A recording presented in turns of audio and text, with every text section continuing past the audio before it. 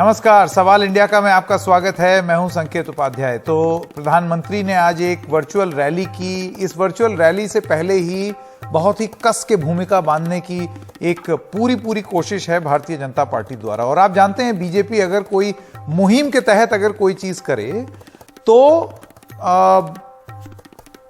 उसको मतलब ऐसा एक लेवल पे ले जाते हैं वो लोग जो कि शायद और पार्टी ना ले जाए। तो आज उसी स्केल में, उसी श्रृंखला में जो धीरे धीरे हो रहा था, डिप्टी सीएम ने जो बोला और जो सीएम ने बोला, आज प्रधानमंत्री ने भी उसमें सुर मिला दिया। यूपी में काम बनाम कारनामे, इस चीज पर अब चर्चा होनी शुरू हो गई है। जब अखिलेश 2017 में चुनाव लड़ रहे थे तो उन्होंने बोला था काम बोलता है, उसके बाद वो हार गए। फिर अब भाजपा कहती है फर्क साफ है। तो कौन काम कर रहा है और कौन कारनामे कर रहा है, इसकी परीक्षा होगी। और मैदान जंग में सबसे पहला भाग जो जाएगा चुनाव में वो है पश्चिमी उत्तर प्रदेश। आइए सबसे पहले आपको बताएं कि बोला क्या प्रधानमंत्री ने। अखिलेश यादव पर प्रधानमंत्री का हमला हुआ। बदनीयती से भरी थी अखिलेश की सरकार। रियल एस्टेट माफिया और भ्रष्टाचार का गठबंधन कराया, लोगों का घर का सपना छीन लिया, एनसीआर के लोगों की जीवन भर की पूंजी गई। 2017 से पहले कागजी परियोजनाएं हुआ करती थी, सिर्फ घर के ही नहीं, वो और भी परियोजनाओं के बारे में बात कर रहे थे। उन्होंने बोला योजनाओं को जबरन खींचा करते थे, परियोजनाओं को दूहना जरूरी था, ये नकली समाजवादी हैं। ये प्रधानमंत्री ने आज अपनी स्पीच में ये सारी चीजें बोली। आइए सुनते हैं उन्होंने क्या बोला, क्योंकि ये एक पहलू था जो उन्होंने बोला था उसका। इसके अलावा और भी बहुत सारी चीजें उन्होंने बोली, आपको सुनाते हैं। साथियों, एक तरफ भाजपा है जिसके पास विकास का स्पष्ट विजन है, साफ सुथरा, ईमानदार और असरदार नेतृत्व है। वहीं दूसरी तरफ अहंकार से भरे, समाज को तोड़ने वाले, किसी भी कीमत पर सत्ता पाने का सपना देख रहे हैं। और ये है कौन? नकली समाजवादी है। विजन के नाम पर इनके पास सिर्फ विरोध है, गुस्सा है, आक्रोश है।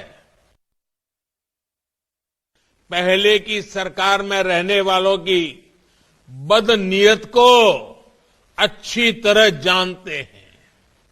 इन लोगों ने भ्रष्टाचार और रियल एस्टेट माफिया का ऐसा गठबंधन कराया कि एनसीआर के हजारों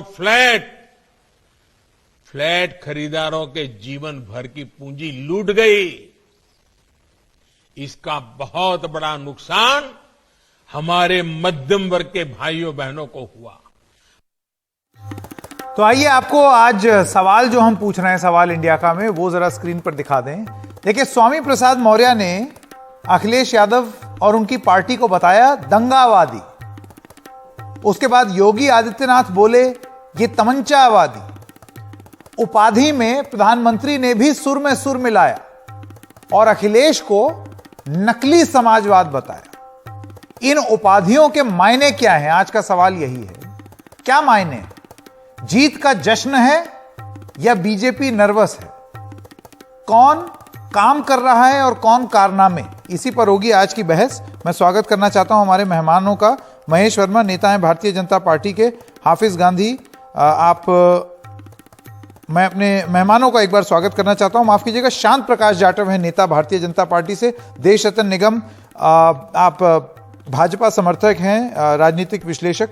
कुर्बान अली, वरिष्ठ पत्रकार, हमारे साथ जुड़ गए हैं। महेश आर्य, प्रवक्ता हैं समाजवादी पार्टी के। और अभिषेक सोम, नेता समाजवादी पार्टी के। आप सब लोगों का बहुत बहुत स्वागत। मैं जाटव जी सबसे पहले आपसे शुरू करना चाहता हूं और जानना यह चाहता हूं आपसे कि प्रधानमंत्री ने उल्लेख बहुत सारी चीजों का किया है, लेकिन अगर एक बार को अगर जिस संदर्भ में वो कह रहे थे उस संदर्भ को किनारे रख दें तो ठीक ऐसे ही आरोप समाजवादी पार्टी आप पर लगा रही है कि अहंकार हो गया है, किसी भी हाल में सत्ता पाना चाहते हैं, समाज को बांटना चाहते हैं, लोगों के हित में कुछ नहीं कर रहे हैं।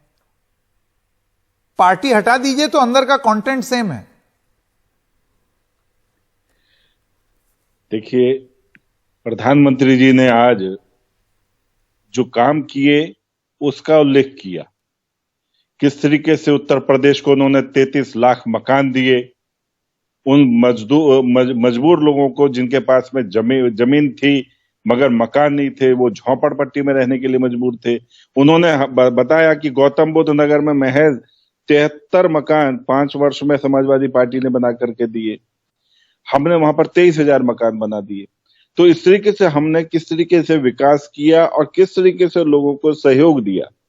रेरा कानून बनाया जिसका भी आप उल्लेख कर रहे थे कि बिल्डर जिन्होंने प्री लॉन्चिंग के नाम पर लोगों को कागजों पर मकान बेच दिए थे, वो प्री लॉन्चिंग वाला जो फंडा था वो इनके समय में पुष्ट हुआ। हमने रेरा कानून बना करके जिन लोगों ने अपनी बहुत महत्वपूर्ण पूंजी जो थी कर्जा लेकर के जो फंसा दी थी बिल्डरों को, वो उससे निजात मिले, उसके लिए रेरा कानून बनाया। तो ये उल्लेख किया आज अगर आप प्रधानमंत्री जी का भाषण सुने उसमें। और रही बात जिस तरीके से आपने अखिलेश जी के बारे में बात कही है, वो उनके पास कुछ ऐसा विजन है ही नहीं जो वो कुछ बता भी पाए। उन्होंने मकान बनाए अपने लिए, सोने की टूटियां लगाई और उनको उखाड़ करके ले गए, ये उनका चरित्र है। उन्होंने किस तरीके से लूटा देश को, प्रदेश को, ये स्पष्ट दिखा। और यही कारण था कि पिछली मर्तबा ये कांग्रेस के साथ में इन्होंने गठबंधन किया, उसके बावजूद ये पराजित हुए। और इस बार जिस तरीके से इन्होंने ये गठबंधन किया है, इनको कोई पूछने वाला नहीं, जनता सब नहीं। जाटव जी, मेरा सवाल आपसे ये है कि जितनी उपाधि वो आपको दे रहे हैं उससे कहीं ज्यादा मतलब नहले पे दहला करने का एक प्रयास बड़ा साफ दिख रहा है। मैं देख रहा हूं कि जो केशव प्रसाद मौर्य जी हैं वो तमंचावादी, दंगावादी, उन्होंने न जाने कितनी चीजों में वादी लगा करके और उसके बाद एक ट्वीट कर दिया। योगी आदित्यनाथ भी बोल पड़े जिन्नावादी, और अब प्रधानमंत्री भी 2 कदम आगे, उन्होंने भी बोल दिया। तो ये जो उपाधियां दी जा रही हैं, ये इसके पीछे का मायना क्या है?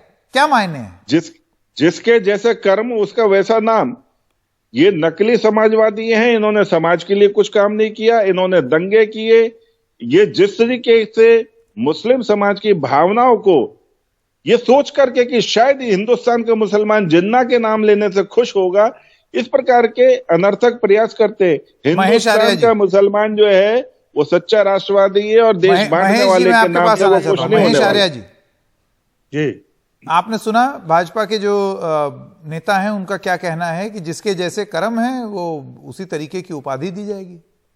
देखिए, बिल्कुल ठीक कहा उन्होंने, क्योंकि कर्म तो सबको पता है कि उत्तर प्रदेश में 2017 के जब चुनाव हुए और उस चुनाव में जिसके चेहरा को दिखा करके मुख्यमंत्री का चेहरा बनाया और पिछड़ी जात का नेता था मौर्य, तो उसके बाद फिर इस पे योगी बिठाया गया और उत्तर प्रदेश की जनता को कहा कि योगी को मुख्यमंत्री बना करके भारतीय जनता पार्टी ने वो उपकार किया है, क्योंकि उसकी कोई जाति नहीं होती, कोई मजहब नहीं होता, और वो उत्तर प्रदेश का मुख्यमंत्री बनकर भगवा पहन करके सबके साथ न्याय करेगा।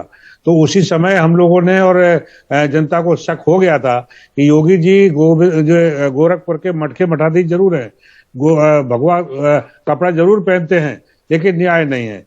ये पूरे देश की मीडिया भी उनको महिमा मंडित करने में लगी रही कि साधु हैं, साधु भगवान का रूप होता है, सबके साथ सबका विकास, सबका साथ, ये पूरे न्याय ईमानदारी से करेंगे। लेकिन अभी योगी जी ने खुद ही स्टेटमेंट दिया है मीडिया को। उन्होंने कहा कि छत्री के घर में जन्म लिया हूं मैं, मुझे गर्व है इस बात का। तो बताइए, वो तो अपने आप को छत्री पूरे 5 साल अपनी जातपात की राजनीति के चलते उनके जो दांत हैं, असली जहरीले दांत, उन्होंने अब आकर के अपने आप ही बदल दिए, दिखा दिए और केंद्रीय नेतृत्व को सकते में डाल दिया। केंद्रीय नेतृत्व ने उनको मुख्यमंत्री की कुर्सी इसलिए दी थी क्योंकि ये सबके साथ न्याय करेंगे, जो उनकी भावना रही होगी पार्टी की उसको पूरा करेंगे। मेरा एक सवाल आपसे ये है महेश आर्य जी, देखिए हमने उपाधियां आते तो देख लिया है बीजेपी से। ऐसा नहीं है कि समाजवादी, एक सेकंड, ऐसा नहीं है कि समाजवादी पार्टी ने कुछ नहीं बोला है, आप लोग भी बोल रहे हैं बराबर। नहीं, मैं बोल रहा हूँ, जो जैसी बैटिंग हो रही है वैसी ही बॉलिंग भी हो रही है। संकेत भाई, जो तमंचा की बात करें, मैं उसकी व्याख्या करना चाहता हूं। देखिए, जो पढ़ने लिखने वाला बालक होता है उसको कलम और पुस्तक से प्रेम होता है, और इतिहास उठा लीजिए, अखिलेश यादव जी पढ़े लिखे व्यक्ति हैं और देश में विदेश में उन्होंने शिक्षा प्राप्त की है। डॉक्टर राम मनोहर लोहिया ने देश और विदेश में शिक्षा प्राप्त की, बाबा साहब डॉक्टर अम्बेडकर ने देश विदेश में शिक्षा प्राप्त की। इनको देखिए योगी आदित्यनाथ का कैरेक्टर क्या है, अगर आप उठा दीजिए जिन्होंने मुकदमे वापस लिए वो फाइल खोल के बताइए। आप बहुत बड़े चैनल हैं और आप लोग बिल्कुल दूध का दूध पानी का पानी करते हैं, बताइए किसका तमंचा से शौक रहा है, किसका अपराध इससे शौक रहा है, तो ये बता दीजिए।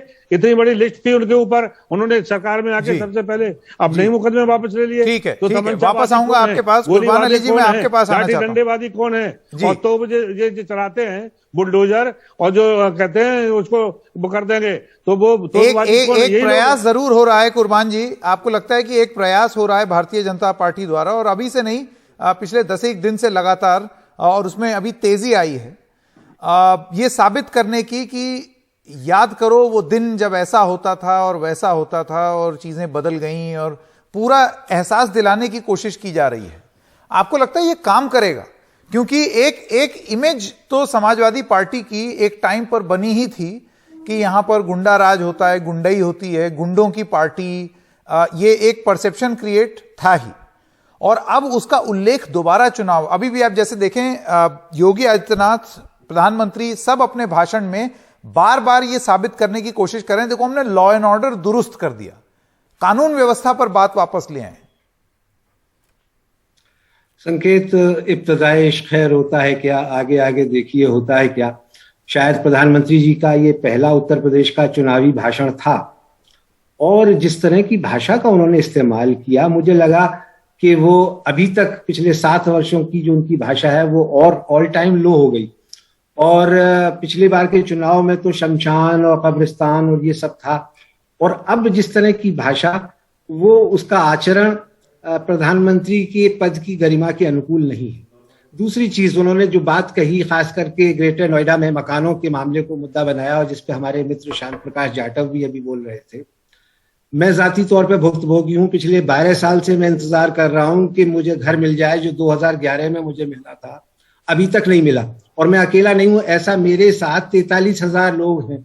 सिर्फ विश टाउन की बात कर रहा हूं मैं, और बाकी जगह की बात नहीं कर रहा हूं। तो किस तरह से आपने पिछले 7 साल में केंद्र में आपकी सरकार, पिछले 5 साल से उत्तर प्रदेश में आपकी सरकार, किस तरह के वायदे आप लोगों को दे रहे हैं। दूसरी चीज, समाजवादी पार्टी को मैं डिफेंड नहीं करूंगा, उनके यहाँ भी जिस तरह के लोग आए हैं, मौर्य जैसे लोग, अगर उनके पिछले बयानों को देख लिया जाए तो वो खुद अपने आप शायद उस पर शर्मिंदा होंगे। लेकिन अब तो हो ये गया है चुनाव में कि आप कुछ भी बोल दीजिए, 10-15 दिन की तो बात है, रात गई बात गई, चुनाव खत्म हो जाएगा, उसके बाद किसी के खिलाफ कोई कार्रवाई नहीं होगी। लेकिन हम दुनिया का सबसे बड़ा लोकतंत्र होने का दावा करते हैं, पूरी दुनिया हमारे यहाँ देखती है चुनाव किस तरह से होते हैं, और पिछले 75 वर्षों में इमरजेंसी के 19 महीनों को छोड़ दीजिए तो आमतौर पर हमारा लोकतंत्र मजबूत हुआ है, परवान चढ़ा है। और उसकी खुद मिसाल प्रधानमंत्री हैं, जो कहते हैं कि एक चाय वाला भी इस देश का प्रधानमंत्री बन सकता। आपने अगर विकास किया है तो पिछले 1 हफ्ते में जो आप कह रहे थे, वो जो आपकी हताशा और निराशा है, वो बताती है कि आप उस मुद्दे पर चुनाव नहीं लड़ना चाहते। पिछले 1 हफ्ते में अमित शाह साहब ने घर घर जाकर के कहा कि आजम खां की सरकार आ जाएगी। तो आजम खां की सरकार क्या किसी को खा जाएगी या पहले खा गई? और आप पिछले 7 साल से आपने ऑपरेशन लंगड़ा, ऑपरेशन एनकाउंटर, कितने 100 लोगों को मार दिया, हजारों लोग अभी भी जेलों में पड़े हुए हैं। सीएए और एनआरसी के प्रोटेस्ट में जो 22 लोग मारे गए थे, उनकी एफआईआर तक दर्ज आपने नहीं की। लड़कों पे आप जो है वो हंटर चला रहे हैं, जहां दिल चाहता है वहां गोली बरसा रहे हैं। तो आपने अगर अच्छे काम किए हैं पिछले 5 सालों में, तो आपको तो उस पर चुनाव जीतना चाहिए। इन बातों पर ध्यान ही नहीं देना चाहिए कि समाजवादी पार्टी क्या बोल रही है या उसको किस हाल में है। आपको तो कहना चाहिए कि हम तो एक उत्तर प्रदेश में बड़ा जनाधार है, और हम गठबंधन भी हमने किए हैं, यानी हमने मंडल को भी अप्रोप्रिएट किया है, तो इसलिए हम तो पॉजिटिव एजेंडे पे चुनाव लड़ेंगे। लेकिन इन सारी चीजों में जो आज हमने अभी तक डिस्कस की हैं, उनमें मुझे एक बात भी ऐसी नहीं लगी कि जिसको विकास की बात हम मान लें या जिसको एक पॉजिटिव एजेंडा मान लें। तो नतीजा ये हो रहा है कि गाली गलौच वाला दौर शुरू हो चुका है। अब ये किस हद तक नीचे जाएगा, ये और तीव्र होगा जैसे जैसे चुनाव आगे बढ़ेंगे? अभी तो पहला ही चरण है। जी यकीनन मुझे यही लग रहा है, क्योंकि यहाँ अब मर्यादा नाम की कोई चीज रह नहीं गई। लोकतंत्र की भाषा क्या होनी चाहिए, किस तरह से होना चाहिए, उसमें और गली मोहल्ले की एक मवाली की भाषा में कोई फर्क नहीं रह गया है। तो नतीजा यही हो रहा है कि हम मतलब यही मुकाबला कर सकते हैं कि पहले के मुकाबले में और कितने नीचे गिरे हैं या और कितने नीचे जाएंगे। और ये अक्रॉस द पार्टी लाइन, मतलब इसमें किसी एक पार्टी को जिम्मेदार ठहराना सही नहीं होगा। ये सभी लोग अपने इसी चरित्र को उजागर कर रहे हैं। देशरत्न निगम जी, आप इस बात का जवाब किस तरीके से देंगे जो अभी कुर्बान अली साहब भी कह रहे थे कि अगर आपके काम में दम होता तो आप अपने काम के बेसिस पर चुनाव लड़ते, ना कि लोगों को यह एहसास दिलाते कि 2017 से पहले क्या था, उस समय ये हो रहा था, उस समय वो हो रहा था। 2017 का हवाला देने की क्यों जरूरत पड़ रही है? देखिए संकेत जी, कुर्बान अली जी वरिष्ठ पत्रकार हैं, उनके साथ मेरा बहुत इंटरेक्शन हुआ है राज्यसभा टीवी में, बहुत सारे डिबेट उनके साथ मैंने किए हैं, लेकिन मैं यहाँ पर उनकी बातों से सहमत नहीं हूँ। प्रधानमंत्री की अगर आप उद्बोधन सुने, बहुत ही सटीक था, तथ्य और तर्क पे आधारित था। वो कभी हवा में बात नहीं कर रहे थे। उन्होंने बहुत सारे तथ्य दिए, चाहे वो एक्सप्रेसवेज के हों, चाहे वो मेट्रोस के हों, चाहे वो मेडिकल कॉलेजेस के हों, चाहे वो वैक्सीनेशन के हों, ये सारी विकास है। अगर इसमें किसी को विकास नहीं नजर आता है तो जरूर वो व्यक्ति राजनीतिक हो सकता है, और उसमें कोई दो राय नहीं है राजनीतिक होने पे। और दूसरा मैं ये भी कहना चाहूंगा, अगर आपको चुनाव लड़ने जा रहे हैं तो आपको अपने 5 साल बनाम पिछले 5 साल का विश्लेषण करना पड़ेगा, उसकी तुलना करनी पड़ेगी कि उन्होंने क्या किया। आप एनसीआरबी डाटा उठा के देख लीजिए, साफ कह रहा है कि कानून व्यवस्था यूपी में बहुत ज्यादा सुधरी है। अभी भी वहां पर अपराध होते हैं, कोई नहीं कहता कि अपराध नहीं होते हैं, लेकिन 46% वुमेन के खिलाफ अपराध कम हो गए हैं। नेशनल एवरेज मर्डर से बहुत नीचे आ गया मर्डर केसेस का, आप उठा के देख लीजिए। मैं आपको एक एक करके डाटा देना शुरू कर दूंगा, मेरे सामने है, लिखे हुए हैं डाटा। तो वो अपनी उपलब्धियां गिनाएंगे और समाजवादी पार्टी दूसरी अपनी उपलब्धियां कराएंगे, दोनों की वोटर तुलना करेगा, इन्फॉर्म्ड चॉइस और इन्फॉर्म्ड डिसीजन करेगा। इसे ही राजनीति में प्रचार और प्रसार की भाषा कहते हैं। जनता को समझ में आना चाहिए किसने क्या किया, तो तुलनात्मक विश्लेषण बहुत जरूरी है राजनीति में। विश्लेषण तो जरूरी है देशरत्न जी, लेकिन अपराधी, दंगावादी, गुंडागर्दी, जातिवादी, अवैध कब्जावादी, आतंकवादी, जिन्नावादी, तमंचावादी, और ये तो अभी शुरुआत ही है। मैं बता रहा हूं, इसमें और कितनी वादियां जुड़ेंगी? अरे दोनों तरफ से जुड़ेंगी, लेकिन अगर आप एनसीआरबी का डाटा उठा लें, आजम खान के जो लैंड ग्रैबिंग और जौहर यूनिवर्सिटी, आपको पता लग जाएगा क्या हुआ, कितने मुकदमे चल रहे हैं वहां पर। आपको इमरान मसूद द्वारा दिया गया भाषण भी पता लग जाएगा, ओवैसी का दिया हुआ भाषण भी पता लग जाएगा कि किस तरह की अब हम आ गए तो हम आपका क्या कर देंगे। तो ये सब तमंचावादी प्रकृति की तरफ इशारा करते हैं, वही उसकी हाईलाइट उन्होंने किया है। तो ये सार्वजनिक बातें हैं, ये पब्लिक डोमेन में ऑलरेडी इनके भाषण हैं, उन्हीं को ही उन्होंने चुना है, पकड़ा है और ये बताया है आज आम आदमी को कि आप देखिए कि ये क्या हो रहा है। आपको देखिए, एक तरफ पेशेवर माफिया है, दूसरी तरफ ऐसा नहीं है कि बीजेपी के जो विधायक हैं कहीं जिन पे मुकदमे नहीं चल रहे हैं, लेकिन वो पेशेवर नहीं है, उनके राजनीतिक मुकदमे हैं। राजनीतिक मुकदमे हो सकते हैं आपके ऊपर, समाजवादी पे भी हो सकते हैं, भाजपा पे भी हो सकते हैं, किसी और पे हो सकते हैं, लेकिन पेशेवर माफिया लोगों को अगर आप देंगे टिकट, अभिषेक जी इसका जवाब आप कैसे देंगे? देखिए, मुझे थोड़ा सा एहसास होता है कि ये 2020 में जब बिहार में चुनाव हो रहे थे, तब प्रधानमंत्री ने लगातार जेडीयू और एनडीए अलायंस के काम की बात ना करके ज्यादा बात इस चीज की थी कि जब लालू का राज था तो तब याद कीजिए क्या होता था। तो आपको लगता है कि एक स्ट्रेटजी के तहत किया जा रहा है कि बार बार एक एहसास दिलाना कि डर जाओ क्योंकि वो आ जाएंगे? देखिए संकेत जी, वो बिल्कुल एहसास दिला रहे हैं कि बुलंदशहर हिंसा में इंस्पेक्टर सुबोध कुमार सिंह के हत्यारे कौन थे। भारतीय जनता पार्टी ने उनको ब्लॉक प्रमुख बनाया। जितने भी मुजफ्फरनगर दंगे के आरोपी थे, आज वो प्रदेश में, उत्तर प्रदेश सरकार में मंत्री हैं, कैबिनेट मंत्री हैं, सांसद हैं, केंद्र में मंत्री बनाए जा चुके हैं। तो ये सब दंगाइयों की सरकार साहब इनकी है। ये केवल कट्टरपंथी हिंदुत्व के नाम पर, हिंदू कार्ड पर राजनीति करते हैं। हम लोग समाजवादी लोग हैं, सभी धर्मों को, सभी वर्गों को साथ लेकर हम उनके लिए काम करते हैं, किसी का शोषण नहीं होने देते। आप देख लीजिए, ब्राह्मणों का कितना अपमान हुआ, किसानों का कितना अपमान हुआ, उनको कुचला गया, को मतलब इतने बड़े आंदोलन में जिसमें यूनाइटेड नेशन ने भी संज्ञान लिया और इंटरनेशनल सोसाइटी को इंटरवीन करना पड़ा, तमाम इंटरनेशनल मीडिया में किसान आंदोलन गूंजा, इतने लोग उनकी, मैं तो कहूंगा निर्मम हत्या की गई, उनको आप उनके परिवार एक एक नौकरी उपलब्ध करा देते, दुख व्यक्त करते, तो ये तमाम सब चीजें हम तो कहेंगे माननीय गृह मंत्री जी को, जेपी नड्डा साहब को, कि पश्चिमी उत्तर प्रदेश में अभी चुनाव, बिल्कुल वोटिंग का समय बिल्कुल नजदीक आ चुका है, गांव में जाइए, किसान वेट कर रहे हैं आपके स्वागत के लिए, आपका माल्यार्पण भी करेंगे, आपका शिलान्यास भी करेंगे। जो आप जनता को काम बताते हैं, जनता सब जानती है, वो हिंदू मुसलमान या के चक्कर में नहीं फंसना चाहती है, उनको विकास चाहिए साहब।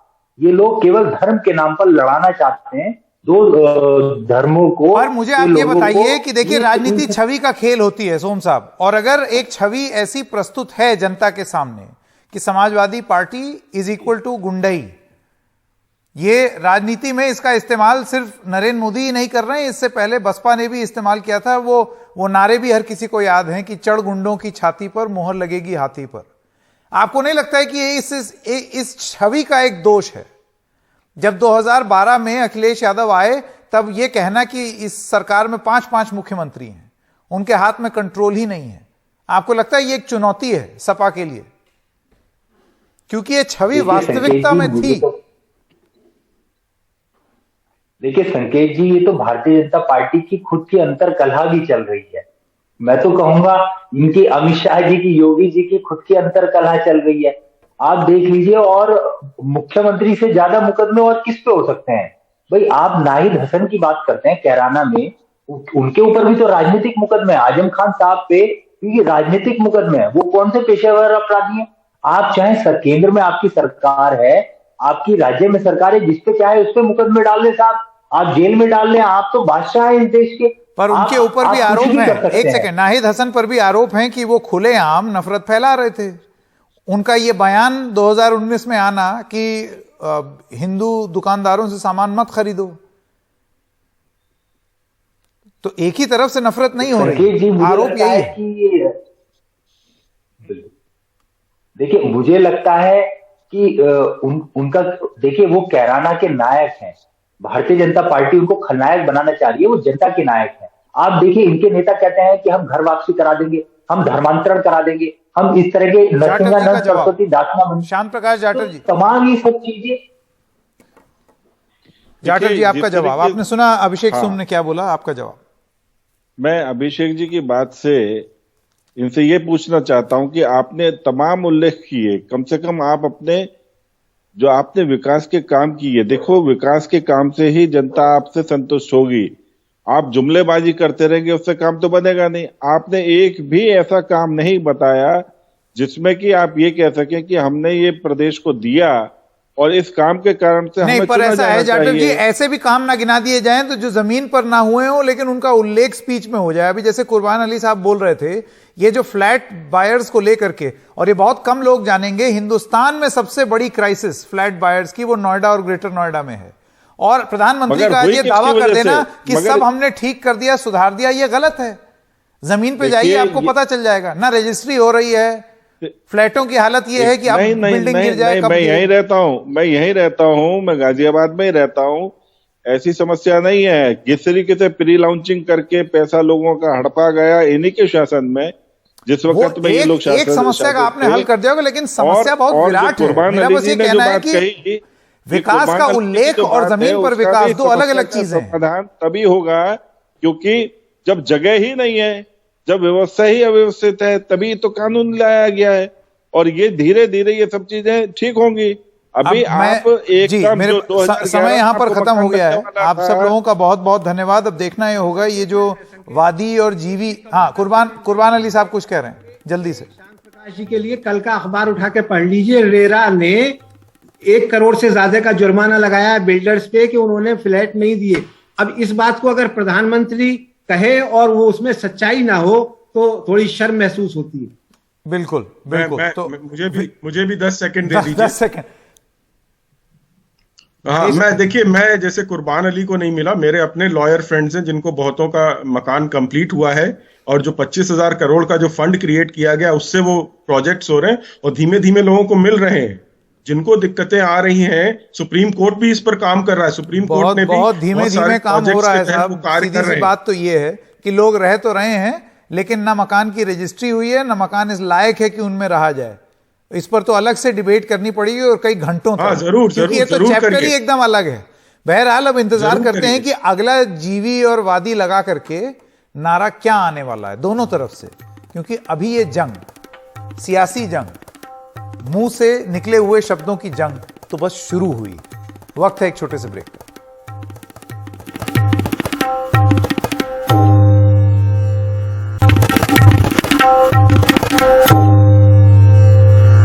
कांग्रेस महासचिव प्रियंका गांधी वाड्रा आज नोएडा में प्रचार कर रही हैं। जनसंपर्क अभियान में वो अलग अलग समूहों से मुलाकात कर रही हैं।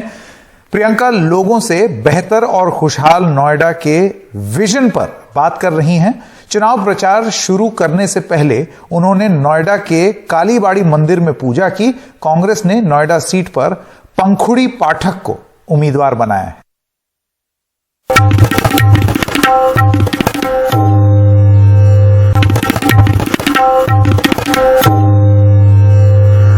कांग्रेस महासचिव प्रियंका गांधी वाड्रा आज नोएडा में प्रचार कर रही हैं। जनसंपर्क अभियान में वो अलग अलग समूहों से मुलाकात कर रही हैं। प्रियंका लोगों से बेहतर और खुशहाल नोएडा के विजन पर बात कर रही हैं। चुनाव प्रचार शुरू करने से पहले उन्होंने नोएडा के कालीबाड़ी मंदिर में पूजा की। कांग्रेस ने नोएडा सीट पर पंखुड़ी पाठक को उम्मीदवार बनाया है।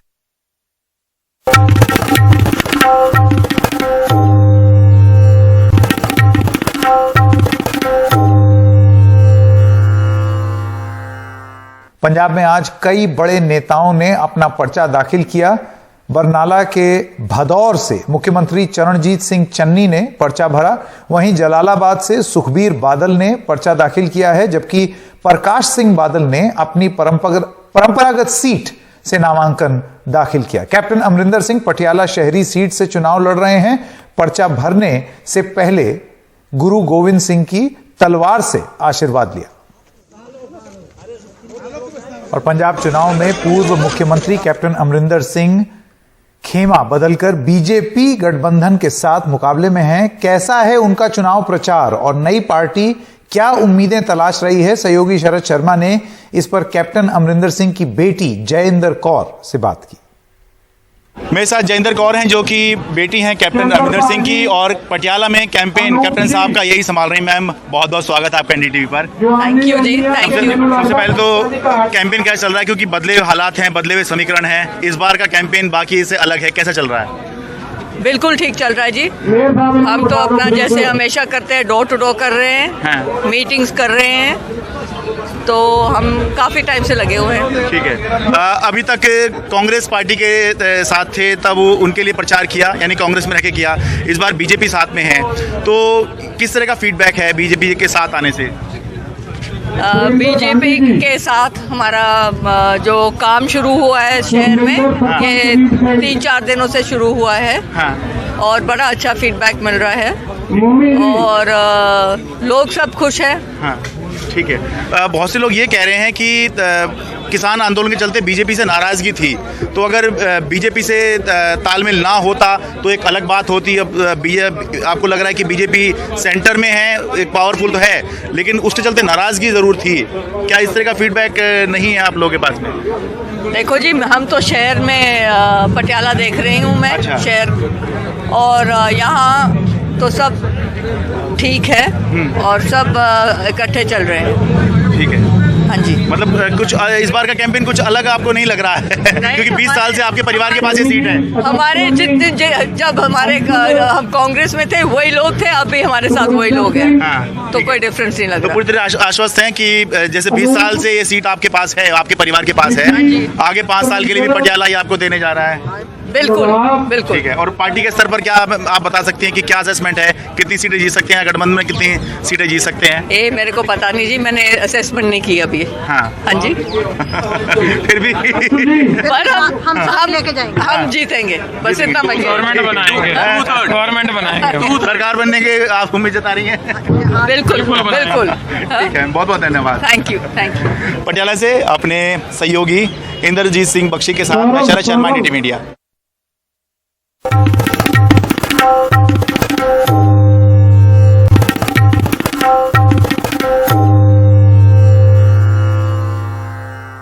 पंजाब में आज कई बड़े नेताओं ने अपना पर्चा दाखिल किया। बरनाला के भदौर से मुख्यमंत्री चरणजीत सिंह चन्नी ने पर्चा भरा, वहीं जलालाबाद से सुखबीर बादल ने पर्चा दाखिल किया है, जबकि प्रकाश सिंह बादल ने अपनी परंपरागत सीट से नामांकन दाखिल किया। कैप्टन अमरिंदर सिंह पटियाला शहरी सीट से चुनाव लड़ रहे हैं। पर्चा भरने से पहले गुरु गोविंद सिंह की तलवार से आशीर्वाद लिया। और पंजाब चुनाव में पूर्व मुख्यमंत्री कैप्टन अमरिंदर सिंह खेमा बदलकर बीजेपी गठबंधन के साथ मुकाबले में हैं। कैसा है उनका चुनाव प्रचार और नई पार्टी क्या उम्मीदें तलाश रही है? सहयोगी शरद शर्मा ने इस पर कैप्टन अमरिंदर सिंह की बेटी जयेंद्र कौर से बात की। मेरे साथ जयेंद्र कौर हैं, जो कि बेटी हैं कैप्टन अमरिंदर सिंह की, और पटियाला में कैंपेन कैप्टन साहब का यही संभाल रही हैं। मैम, बहुत बहुत स्वागत है आपका NDTV पर। थैंक यू जी, थैंक यू। सबसे पहले तो कैंपेन कैसा चल रहा है, क्योंकि बदले हुए हालात हैं, बदले हुए समीकरण हैं, इस बार का कैंपेन बाकी से अलग है, कैसा चल रहा है? बिल्कुल ठीक चल रहा है जी। हम तो अपना जैसे हमेशा करते हैं, डोर टू डोर कर रहे हैं, हाँ। मीटिंग्स कर रहे हैं, तो हम काफ़ी टाइम से लगे हुए हैं। ठीक है। अभी तक कांग्रेस पार्टी के साथ थे, तब उनके लिए प्रचार किया, यानी कांग्रेस में रह के किया। इस बार बीजेपी साथ में है, तो किस तरह का फीडबैक है बीजेपी के साथ आने से? बीजेपी के साथ हमारा जो काम शुरू हुआ है शहर में, ये 3-4 दिनों से शुरू हुआ है, हाँ। और बड़ा अच्छा फीडबैक मिल रहा है, और लोग सब खुश हैं। हाँ, ठीक है। बहुत से लोग ये कह रहे हैं कि किसान आंदोलन के चलते बीजेपी से नाराजगी थी, तो अगर बीजेपी से तालमेल ना होता तो एक अलग बात होती। अब आपको लग रहा है कि बीजेपी सेंटर में है, एक पावरफुल तो है, लेकिन उसके चलते नाराजगी जरूर थी। क्या इस तरह का फीडबैक नहीं है आप लोगों के पास में? देखो जी, हम तो शहर में पटियाला देख रही हूँ मैं। अच्छा। शहर, और यहाँ तो सब ठीक है, और सब इकट्ठे चल रहे हैं। ठीक है। हाँ जी। मतलब कुछ इस बार का कैंपेन कुछ अलग आपको नहीं लग रहा है? क्योंकि 20 साल से आपके परिवार के पास ये सीट है। हमारे जितने जब हम कांग्रेस में थे वही लोग थे, अब भी हमारे साथ वही लोग हैं। हाँ, तो कोई डिफरेंस नहीं लग तो रहा। पूरी तरह आश्वस्त हैं कि जैसे 20 साल से ये सीट आपके पास है, आपके परिवार के पास है, आगे 5 साल के लिए भी पटियाला ही आपको देने जा रहा है। बिल्कुल बिल्कुल। ठीक है, और पार्टी के स्तर पर क्या आप बता सकती हैं कि क्या असेसमेंट है, कितनी सीटें जीत सकते हैं, गठबंधन में कितनी सीटें जीत सकते हैं? ये मेरे को पता नहीं जी, मैंने असेसमेंट नहीं की अभी। हाँ हाँ जी। फिर भी पर हम लेके जाएंगे, हम जीतेंगे, बस इतना मैं गवर्नमेंट बनाएंगे सरकार बनने के आप उम्मीद जता रही हैं? बिल्कुल बिल्कुल। ठीक है, बहुत बहुत धन्यवाद। Thank you, thank you. Patiala से अपने सहयोगी इंद्रजीत सिंह बख्शी के साथ मैं शरद शर्मा, NDTV मीडिया।